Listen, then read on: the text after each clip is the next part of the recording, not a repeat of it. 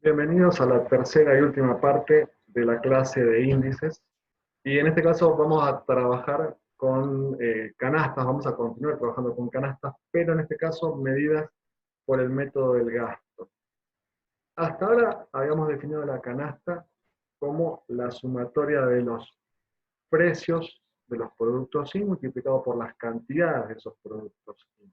Y eso es práctico y es válido en la medida en que el producto Q esté más o menos definido. Generalmente cuando vos hablas de los productos de una canasta, los productos de almacén, los productos de verdulería, sabemos que hablamos de algo definido. Más allá de que, por ejemplo, en el caso de los fideos, pueden haber diferentes clases de fideos, diferentes marcas y diferentes tamaños de paquete, se puede establecer una identidad mediante métodos estadísticos de lo que es un paquete de fideo para la canasta. Pero cuando estamos hablando de otros conceptos, quizás se vuelve un poco más ambiguo la forma de definir las cantidades. Por ejemplo, si hablamos de un curso de aprendizaje, un curso educativo, y lo cuantificamos por hora, es decir, el valor horario de ese curso, los precios pueden ser muy distintos, yendo desde cero para lo que es educación pública, y después alcanzando una diversidad de precios enorme y dispersión de precios enorme. Depende de la complejidad del curso o del tema que estés dando, depende de la institución que estés dando, depende de los profesionales y la calidad o el prestigio de quienes estés dando.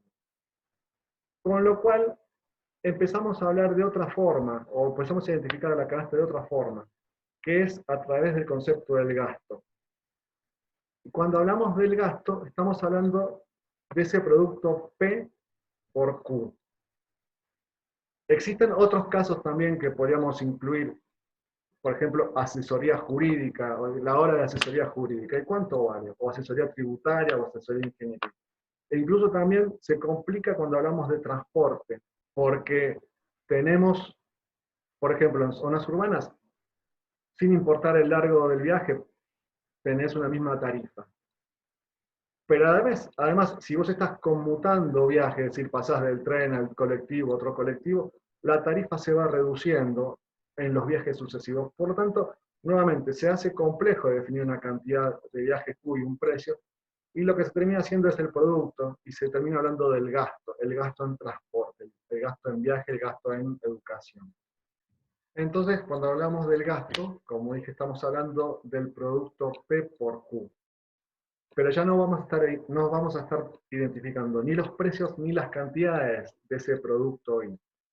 Por ejemplo, supongamos que hablamos de manzana. Consumo una cantidad mensual de 2 kilos de manzana y que el kilo de manzana vale 50 pesos. De ahora más, lo que voy a estar diciendo es, mira, yo consumo mensualmente 100 pesos de manzana. Y esa es la forma de expresar el gasto, el concepto del producto Y a través del concepto gasto. Vemos entonces que el gasto, que lo vamos a expresar con la letra E, y el subíndice Y, que es relativo al producto, va a ser igual al precio por las cantidades de ese producto Y. A su vez vemos que la canasta, que históricamente era la sumatoria de los productos Y multiplicados por sus precios, también va a poder expresarse como la sumatoria de los gastos de esos productos Y.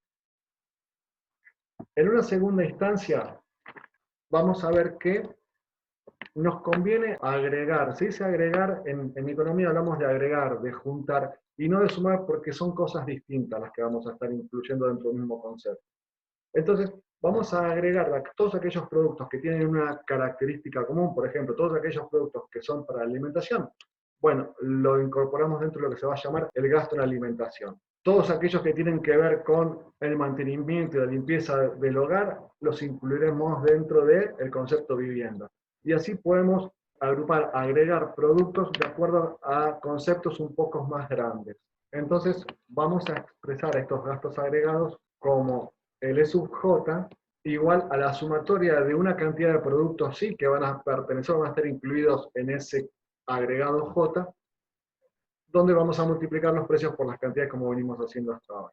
En una tercera instancia, vamos a analizar la canasta, pero descomponiendo a los productos, de tal forma de partirlos para encontrar factores comunes entre todos los productos.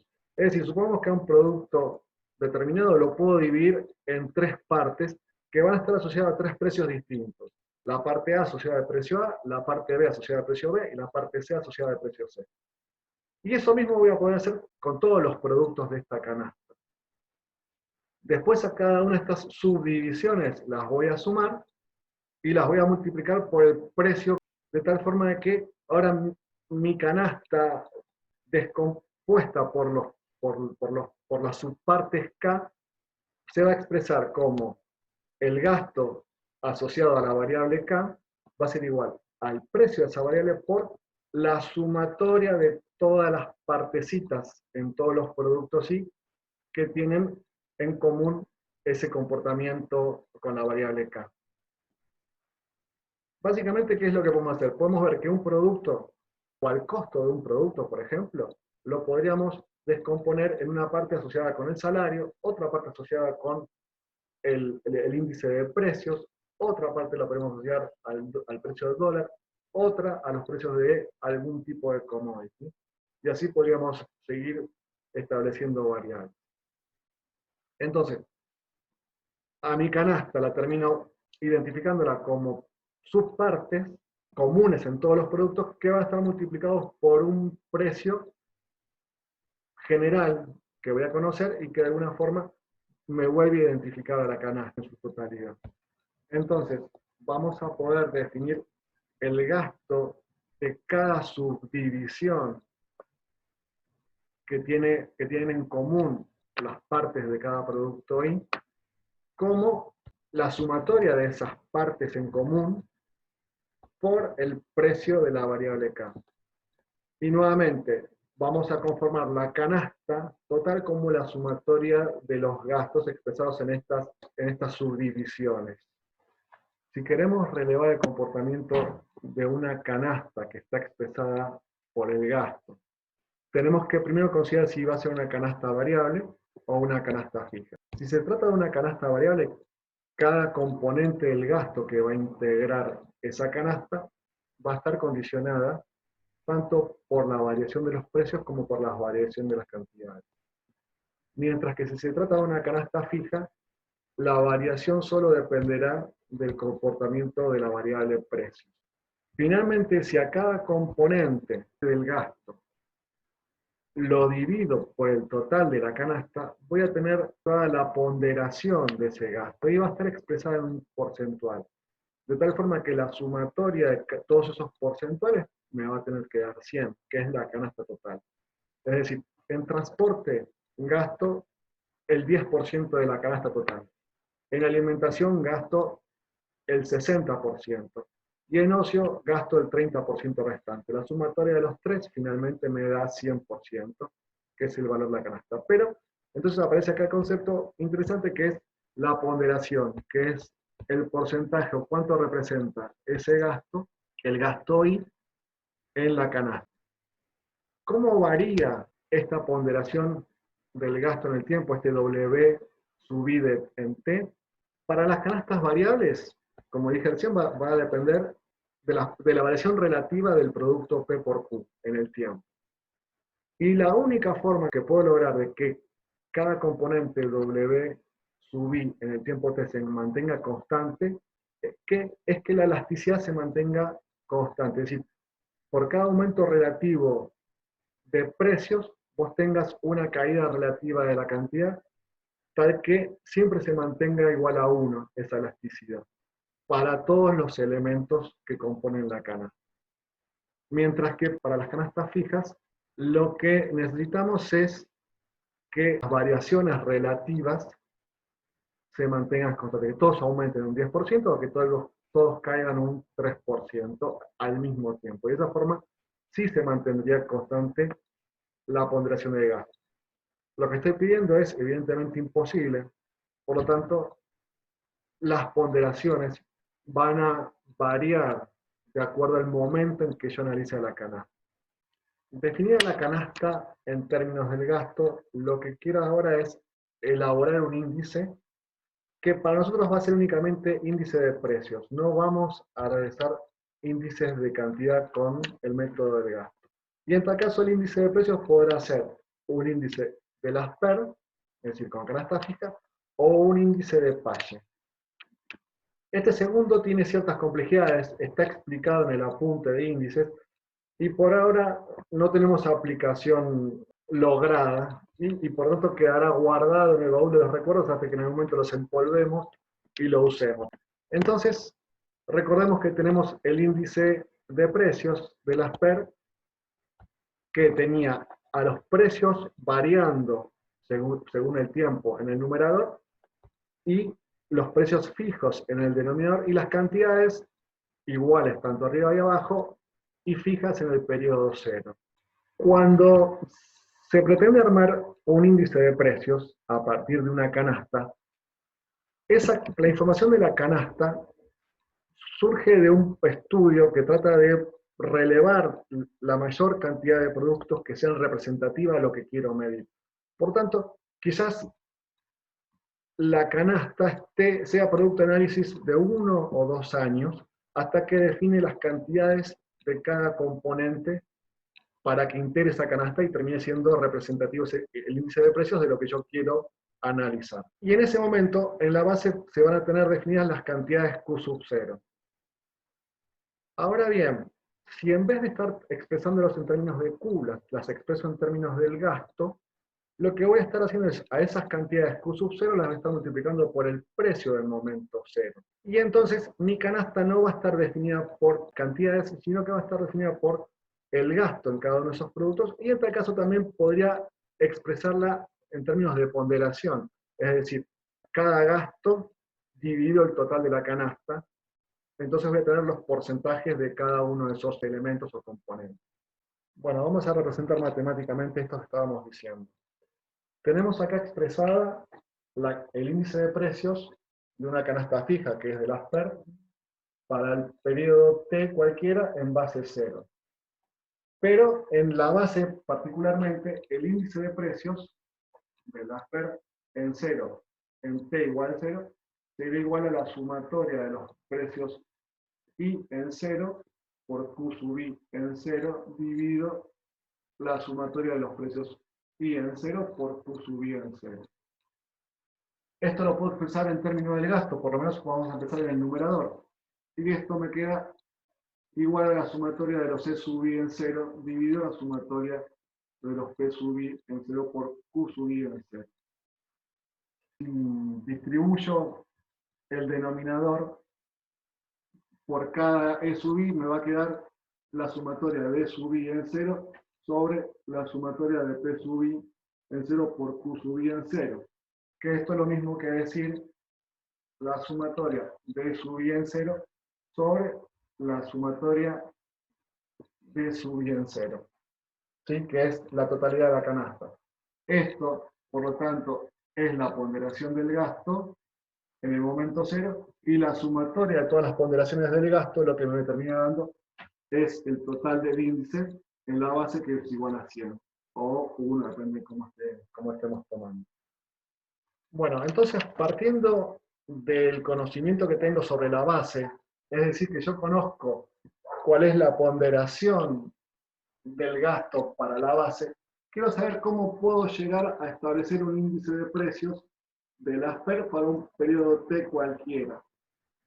Entonces vamos a tomar nuevamente el índice de precios de las PER en un momento T base 0, que es igual a la sumatoria de P sub I de T por Q sub I en 0 sobre la sumatoria de P sub I en 0 por Q sub I en 0.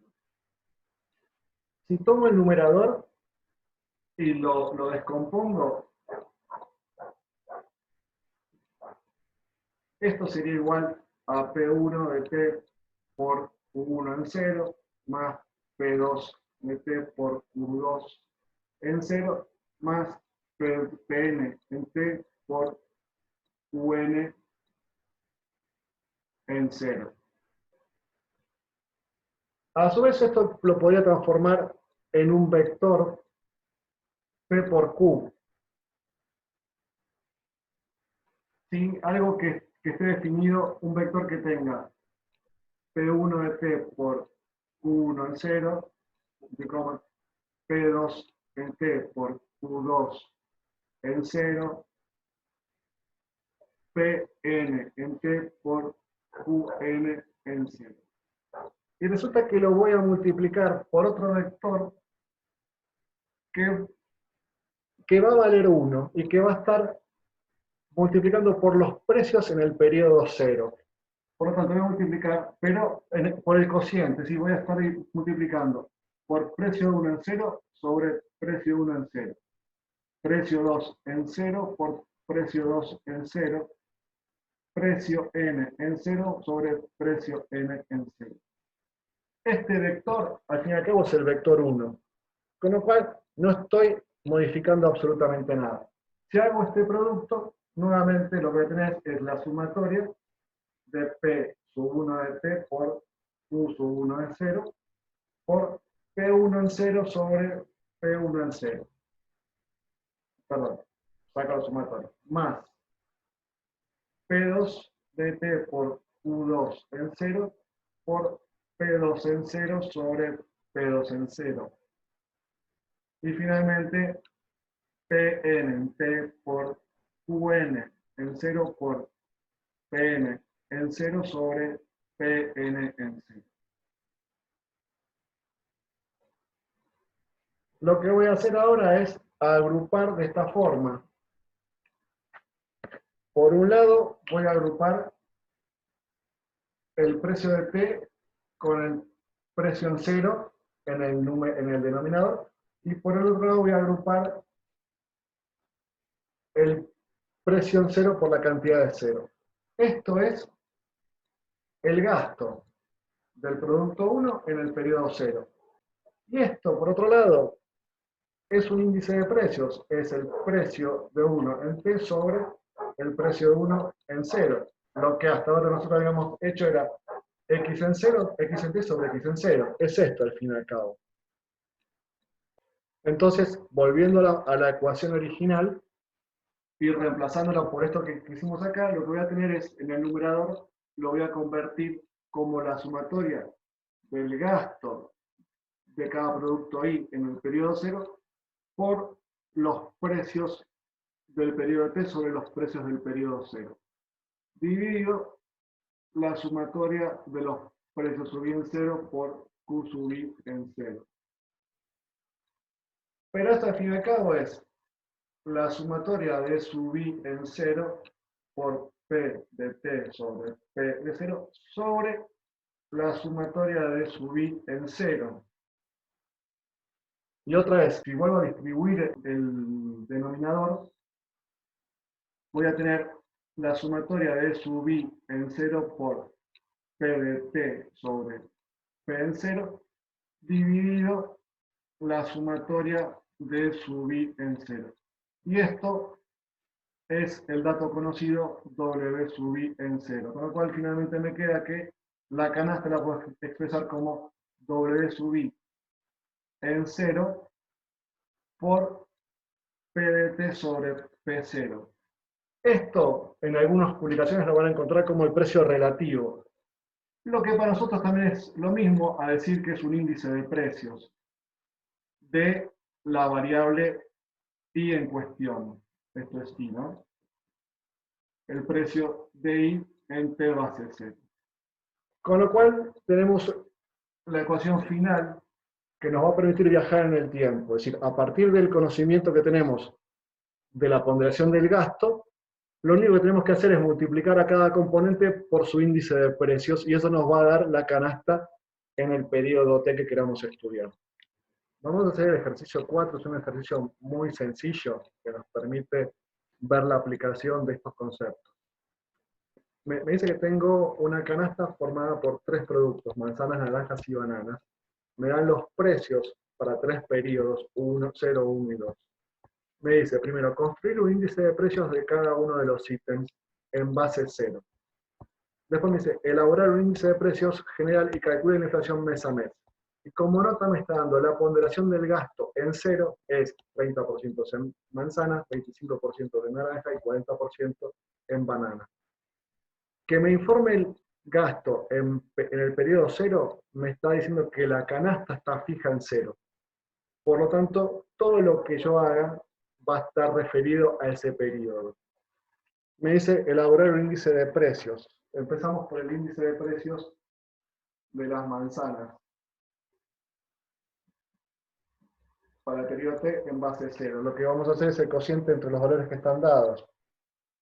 Para el periodo 0 es 5,2 sobre 5,2. Para el periodo 1 es 6,0 dividido 5,2. Para el periodo 3 es 5,7 periodo 2. 5,7 dividido 5,2. El índice de precios de las naranjas será 4,3 sobre 4,3. En el primer periodo, 4,0 sobre 4,3. Y finalmente, 5,0 dividido 4,3. Y para las bananas, el índice de precios en el tiempo será 6,6 sobre 6,6. 6,6 sobre 6,6 nuevamente. Y 7 sobre 6,6. Esto me da como resultado, entonces, índice de precio de las manzanas, 100, 115,38 y 109,62. El índice de precios para las naranjas, 100 nuevamente acá. Tenemos 93,02 y 116,28. Y luego, para las bananas, el índice de precio de las bananas era 100, 100 en el segundo y 106,06.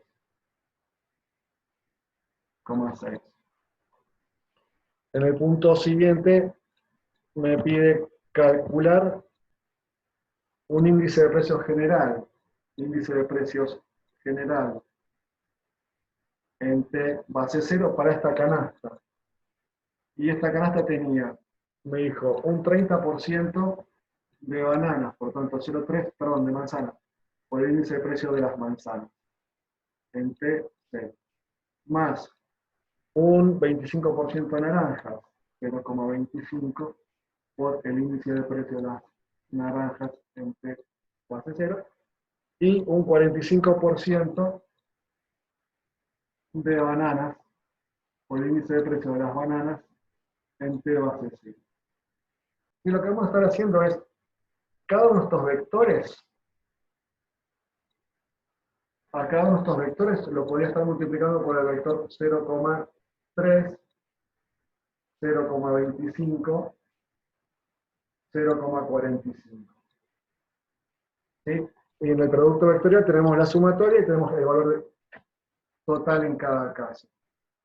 Por lo tanto, como resultado me da 100 para 0, obviamente, 102,82 y 109,43. Acá tengo el índice de precios en función del T. Ahora me están pidiendo, obviamente me piden la inflación. Para calcular la inflación, pi en el periodo T, T-1, esto se va a calcular como el cociente entre dos valores sucesivos del índice de precios general, de T sobre el índice de precios de T-1, menos 1, todo esto por 100. Y luego, en el primer periodo no tengo ninguna inflación, no la puedo calcular. En el segundo periodo es trivial, es 2,82. Y en el tercer periodo de estas cuentas sale que la inflación fue de 6,38%. Y con esto tenemos resuelto este ejercicio. Este ejercicio 5 tiene una historia particularmente interesante y surgió hace un par de años cuando Alfonso Durandó, que estaba trabajando en una consultoría para el PAMI, necesita corregir el precio de los medicamentos después de una devaluación importante que había habido. Y él termina resolviéndolo en un par de horas aplicando un índice de precios que trataba de representar lo mejor posible en función de la información que tenía en aquel momento a un vademecum de 20.000 o 40.000 medicamentos. Es decir, había un montón de medicamentos que había que ajustarlos y corregirlos, y la verdad que hacerlo puntillosamente podía llevar semanas o meses, y aproximando con un índice de precios con error bastante significativo, pero por lo menos llevando un número aproximado, lo solucionó en una tarde más o menos. Este ejercicio dice lo siguiente: una obra social tiene un vademecum de 20.000 medicamentos.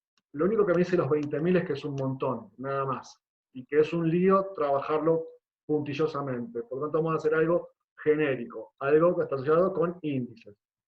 El organismo sabe que en el año cero los precios de los medicamentos dependieron en un 45% de insumos importados, en un 25% de insumos locales, que está regido por el IPC, y un 20% lo determinó el costo de la mano de obra.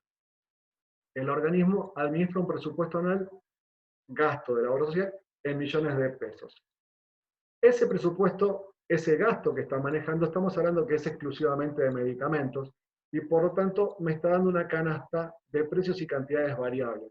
Es decir, la primera línea me está diciendo que consumieron, gastaron en el producto P por Q 500 millones de pesos.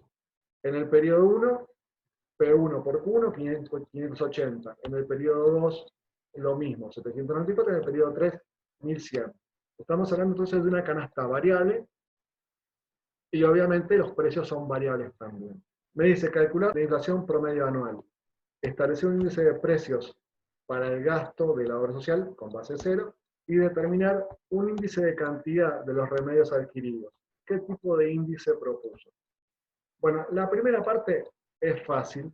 Vamos a trabajar con la variación del IPC, está dado en porcentajes, y tenemos 4 periodos que van desde 0 hasta 3. Y el cálculo de inflación promedio anual, que es lo que me está pidiendo, recuerden que esto era 1 más la inflación promedio anual, el PI anual, a la cuarta, iba a ser igual a la productoria de 1 más el 25%, por 1 más el 33%, por 1 más el 45%, por 1 más el 28%. Despejado me da la raíz cuarta, menos 1, y finalmente me dice que la inflación anual promedio fue del 32,5%. En el segundo punto me pide establecer un índice de precios que sea representativo del gasto de la obra social. Bueno, vamos a resolver el punto 2. Me piden elaborar un índice de precios. Por lo tanto, si voy a hacer un índice de precios de la obra social en T, con una base en un periodo que vamos a llamar 0, esto tiene que tener en el numerador los precios en T por las cantidades que no sé cuáles van a ser de cada producto ahí, sobre la sumatoria de los precios en 0 por las cantidades también de ahí. Yo no sé si va a ser en 0 o en T, pero sí sé que los dos son iguales, por lo tanto esto es un índice de precios. Obviamente, esto es lo que hace que sea un índice de precios por la variación que tenés entre la base y el periodo T. Que esté constante acá lo que está haciendo es sacarme del juego las cantidades. Me dice además el ejercicio que conocemos la ponderación del gas en el periodo 0, con lo cual me está diciendo, mira, vos podés armar un índice de precios del tipo de las PER, porque ya te están dando el gasto, y la base va a ser en el periodo 0. Por lo tanto, este índice de precios de la obra social en T en 0 va a ser de la forma W sub I en 0 por los índices de precios de las partes I en el periodo T con base 0. Con lo cual, volviendo para acá arriba, yo lo que voy a estar haciendo es un índice de precios de T por Q de 0 sobre por la sumatoria de precios de 0 por Q I en 0. El problema ahora transcurre en definir los índices de precios. Tenemos entonces que parte dependía del tipo de cambio, por lo tanto tenemos que hacer un índice de precios del tipo de cambio. T base 0. Y esto al fin y al cabo, por cómo está la información, es el valor del tipo de cambio del periodo T respecto al valor del tipo de cambio en el periodo C. El segundo de los índices de precios está asociado con el IPC. Y el IPC está expresado como porcentajes, como variaciones. Con lo cual voy a tener que armar el índice de esta forma. Para la base va a ser 100. Y luego de ahí en adelante voy a estar haciendo la productoria de 1 más las inflaciones que hay entre T y T menos 1 entre el periodo 1 y el periodo T que quiera estudiar. Y por último, para el salario de la mano de obra, para el índice de precios de la mano de obra, tengo una base que está dada en el periodo 2008 y tengo que llevarla a base 0. Por lo tanto, lo que voy a hacer es a mi serie dividirla por el valor que tengo en el periodo 0. Es decir, ese índice de precios. No, si ese índice de precios de la mano de obra en T base 2008 dividido el índice de precios de la mano de obra en 0 base 2008. Esto finalmente me da un índice de precios de la mano de obra T en el periodo. Vamos a ir calculando directamente el índice de precios de la obra social. De esta forma, el índice de precios de la obra social para el periodo 0 base 0 va a ser igual a 0,45 por 18 sobre 18, que es el tipo de cambio, más 0,25 por 1, no hay ninguna variación, porque recuerden que esto está definido al cierre del periodo 0, por lo tanto la inflación del 18% ya corrió cuando definí el valor de mi canasta. Y lo que va a trabajar es en adelante para los periodos 1, 2 y 3 de inflación. Por 1 entonces. Más el 20%, 0,2 por el índice de la mano de obra, 433 sobre 433. Esto me da como resultado, obviamente 100, por aquí lo miro, no sé, pero y toda 100. El índice de precios de la obra social en 1 base 0 es 0,45 nuevamente por 22 sobre 18. 22 sobre 18. Más 0,25 por la inflación que hubo en ese periodo, en el periodo 1, que es el 22%. Más 0,2 por la evolución del índice de la mano de obra, 567 sobre 433. Esto me da como resultado 114,4.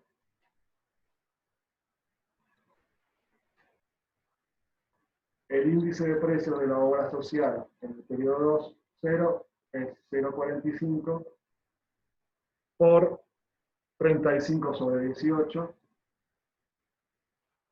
más 0,25 por 1,22 por 1,35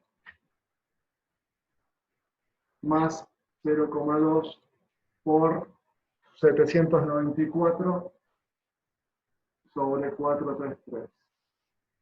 Esto me da como resultado 172,3. Y finalmente en el periodo 3, el índice de precios de la obra social en 3 será 0,45 por 37 sobre 18 más 0,25 por 1,22 por 1,35 por 1,37 más 0,2 por 1100 sobre 433. No, 1100 era otra cosa. 1048. 1048 sobre 433. Esto me da como resultado 202,6. Y entonces acá resolvimos los que nos está pidiendo el punto número 2. Por último vamos a responder la parte 3 del ejercicio que me dice, elabore un índice de cantidad de los medicamentos. Básicamente me está pidiendo hacer correr el cociente de cantidades y mantener los precios constantes. Entonces, lo que voy a tener es la sumatoria de los precios de los productos Y en algún periodo que no sé cuál va a ser, por las cantidades en el periodo T, obviamente, sobre la sumatoria de los precios, que deberán ser los mismos que en el numerador, por las cantidades en cero. Esta parte me garantiza que sea un índice de cantidad suficiente. Ahora vamos a ver qué precios vamos a poner. Como información del gasto de la obra social, dije que era una canasta del tipo PDT por QDT. Por lo tanto, lo que voy a tener en este caso es el precio en T y indefectiblemente voy a tener que armar acá el precio en T también. Esta información está dada, ¿sí? Esto es el gasto de la obra social. Está, ese dato lo tengo. Lo que tengo en el denominador me dice que tengo un precio que varía en función al tiempo y tengo una canasta que se mantiene fija. Esto no es un índice de precio, pero le pega en el palo. Con lo cual, tratemos matemáticamente de convertir esto a índice de precios y veamos qué es lo que tenemos que hacer para que después todo cierre. Entonces, el índice de cantidad de T base 0, de la obra social base 0, va a tener una parte que está dada por los precios de I en T por Q y de T. Por otro lado, voy a tener algo que esté asociado por los precios de T por QI en 0. Y este índice de precios que trabajamos antes, al fin y al cabo, es esto mismo dividido los precios en 0 por QI en 0. Las cantidades son iguales en el numerador y en el denominador, los precios varían, P de T y P de 0. Con lo cual, si multipliqué por esto, debiera multiplicar de vuelta por eso mismo, que es P0 por QI0. Y esto al fin y al cabo es el valor en el momento cero del gasto, lo que está dado como 500 pesos. Y esto finalmente es un índice de la variable gasto con base cero, y este es el índice de precios. Obviamente, entonces, este es el índice de la canasta en gasto de la obra social en T base 0 dividido el índice de precios de la obra social en T base 0. El índice de precios lo tenemos, está dado acá. Este índice del gasto lo podemos elaborar. Índice del gasto de la obra social en T base 0 será 500 sobre 500 para el primer periodo. Para el segundo periodo, 580 sobre 500. Y para el periodo 2, ¿sí? El tercero que estamos relevando, 794 sobre 500. Y el cuarto periodo que relevamos, que es el periodo 3, me queda 1100 sobre 500. Si hacemos el cociente entonces entre el índice de gasto y el índice de precios, vamos a tener este índice de canasta de obra social que tiene como resultado 100, 101,4, 92,86 y 108,58.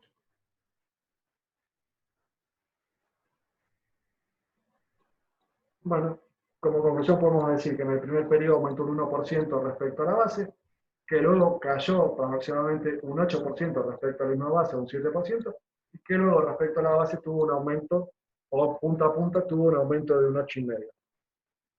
Con eso tenemos resuelto este ejercicio número 5. Vamos a hacer una especie de resumen. Tenemos las variables a precios corrientes o variables nominales que se expresan con el subíndice T, que hace referencia al momento, y pesos corrientes, que te están diciendo que también son los pesos del momento. O finalmente se expresan como X de T. Esa variable puede ser tan sencilla o unitaria como el valor del dólar o el salario que recibo a fin de mes, o puede ser algo más complejo, representativo de una población, como es el salario nominal, el salario promedio nominal, el índice de precios o las cantidades de bienes exportados o importados. Todos estos dos últimos son dos canastas, y esto es una canasta de todos los salarios dividido por la cantidad de salarios, con lo cual se convierte en un salario promedio. Si a esa variable, suponiendo que no la puedo desintegrar, que la conozco como un paquete, como un dato, la quiero convertir en una variable real o a pesos constantes, lo que tengo que hacer es dividirla por un índice de precios. Cuando ese índice de precios mejor se aproxime a lo que me está representando la canasta, más exacto va a ser esa conversión de nominal a real. Fíjense cómo denominamos el sistema real. X de T en el periodo T, pero a precios constantes o a pesos constantes del periodo base, que está dado acá en el índice de precios. Esta relación también me puede permitir tener un análisis secundario, como por ejemplo, si estoy comparando salarios en el tiempo y lo afecto por la inflación, yo puedo establecer cuál es el poder de compra de mi salario a lo largo del tiempo. Eso se llama salario real. Y de al fin y al cabo lo que está convirtiendo es una cantidad de dinero que cobro en una cantidad de bienes que está representando por ese índice de precios del consumidor. También podemos hablar de una variable en términos de otro signo monetario. Lo que vamos a hacer en tal caso es, a la variable dada a pesos corrientes, la voy a dividir por el tipo de cambio de la moneda que esté utilizando. Si es en dólares, será el valor del dólar que tenía al momento T. ¿Cómo se expresa? Es la variable X en el periodo T expresado a precios de la moneda extranjera. Acá vamos a corregir esto después. Vamos a ver tema de interés nominal e interés real. En este punto se me pide hacer un índice de tasa de interés. Si tenemos los valores de interés que paga para los periodos 0, 1, 2 y un periodo genérico n, y tengo que armar un índice, primera consideración que tengo que tener en cuenta es que el índice va a significar o va a implicar que el capital que yo invertí va a quedar en el banco de tal forma que tanto el capital como los intereses acumulados vayan generando nuevos intereses hasta que en el momento final n saque mi capital más todos los intereses. Ese índice de interés empieza siendo cero. Recuerden que esto está al final del periodo cero, con lo cual esta tasa de interés no aplicó. En el periodo 1 será 100 por 1 más la tasa de interés 1.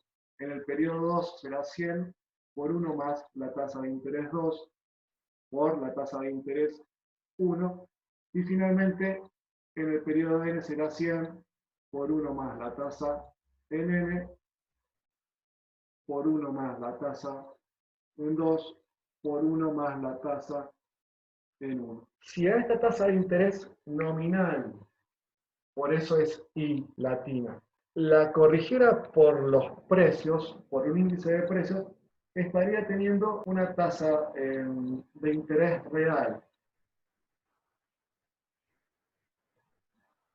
que se representa de esta forma, I, R, T en 0. Y al fin y al cabo, para un periodo genérico n, I1 en n, para el periodo n, va a ser 0 sobre el IPC 0. En el periodo n va a ser igual, en este caso a 100 por 1 más la tasa en 1 por 1 más la tasa en 2 por 1 más la tasa en n. Y para el IPC, que está en la misma base, obviamente en 0 va a ser 100, y luego tendré que afectarlo por las inflaciones que transcurrieron desde el periodo 1 hasta el periodo n, más I2 más 1 por I. Si agrupo de esta forma, el cociente entre la tasa nominal y la inflación es la tasa real de ese periodo. Va a ser igual entonces 1 más la I de 2 sobre 1 más la inflación del 2. Y esto vamos a aplicar en términos generales, entonces 1 más R es igual a 1 más I sobre 1 más pi. Entonces podemos ver que si la inflación es inflación baja y tiende a cero, y si la tasa real que me paga el banco también es relativamente baja y tiende a cero, puedo decir que 1 más R por 1 más pi es igual a 1 más i. Esto me queda 1 más R más pi más R por pi igual a 1 más i. Como los dos son relativamente pequeños, al hacer el producto entre dos números relativamente chicos, esto se vuelve muy chico y lo podemos considerar despreciable. Luego simplifico el 1 con el 1 y me queda que R más pi es igual a la tasa de interés nominal. O al revés, que R es igual a I menos pi, porque al fin y al cabo el I es la tasa de interés nominal, es la que conozco, la inflación es la que conozco, y lo que quiero calcular es el R. Por último vamos a pasar a este ejercicio que lo vamos a explicar simplemente. Me dan el salario industrial promedio, me dan la inflación, me dan la tasa de interés nominal y el valor del dólar. Tengo 5 periodos y me piden toda una serie de cuestiones. En el primer caso, índice de salario nominal en base 1 y en base 5. Un índice de salario nominal es el cociente del salario nominal en un periodo T respecto a la base. Si la base es 1, en el denominador usaremos el dato de 640 y si la base es 5, lo que estaremos utilizando es el valor de 520. En el segundo punto me pide el índice de precios al consumidor, base 1 y base 5. Con lo cual, para calcular ese índice en base 1, yo sé que el índice va a asumir el valor 100 al cierre del periodo 1. Con lo cual, al cierre del periodo 1, los menos 0,8% de deflación no cuentan y van a contar de ahí en el periodo 2 en adelante. Por lo tanto, en la base 1 me pongo el dato 100 y luego haré la productoria de 1 más las inflaciones de ahí hasta el periodo que corresponde. Si voy en retroceso porque mi base ahora está en 5, la cuenta es dividiendo. Pero en este caso, como el cierre está al final del periodo 5, este 8% corrió y es el que me va a permitir pasar de 5 a 4. Por lo tanto, en este caso sí contabiliza el 8. Y siempre pasa dividiendo. Después me piden el índice de salario real. Elaboro, por tanto, o tomo el índice de salario nominal que hicimos en el punto primero y lo voy a dividir por el índice de precios. Si es en base 1, todo va a estar construido con los índices en base 1 y si es en base 5, los índices estarán construidos con aquellos que estén en base 5. En el punto B me piden calcular el salario real. Y entonces lo que voy a estar haciendo al datos del salario, a los pesos que se pagó en cada periodo T, lo voy a estar corrigiendo por el índice de precios. Y la base me va a estar diciendo respecto a qué valor voy a estar comparando. Si yo tengo un salario de 640 en el periodo 1, toda mi información siguiente va a estar relacionada con esos 640 y con el poder de compra de aquellos 640 pesos. Y por eso es correcto que el índice de precios esté en la base que vamos a estudiar. En el punto C me pide un salario medido en dólares, con lo cual lo que hacemos es a una variable nominal la dividimos por el valor del tipo de cambio, como vimos en una de las últimas diapositivas. Luego me pide calcular un índice de interés nominal. Tenemos como dato los índices para los periodos 1 a 5, y dado que el índice es una tasa, estaremos aplicando el concepto de productoria de 1 más la tasa. Para la base 100, para la base 1, el valor en el periodo 1 vale 100 y no aplica la tasa de interés de 1,5, y sí aplicará la tasa de interés del 0,6 en adelante. Si quiero hacer el índice de interés real, a ese índice de interés nominal que acabo de calcular lo divido por el IPC. Nuevamente tengo que ser concordante con las bases. Si es base 1, los índices están en 1, tanto en el numerador como en el denominador, y si la base es 5, lo serán en 5 para la tasa de interés nominal y para el IPC. Me pide calcular un índice de dólar nominal.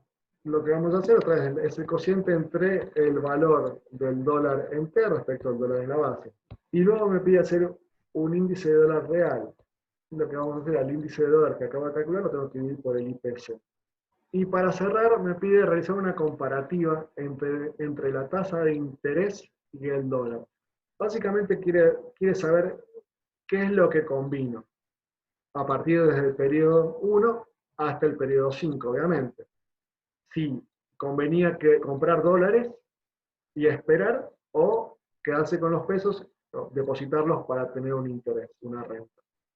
Finalmente, el cociente que vamos a hacer es el de dos índices. Uno es el de la tasa nominal y otro es el de el índice del dólar. Como conclusión, resulta en este caso bastante más conveniente haberse quedado en dólares y no haber pasado a tasa de interés. Y este 29 es contundente.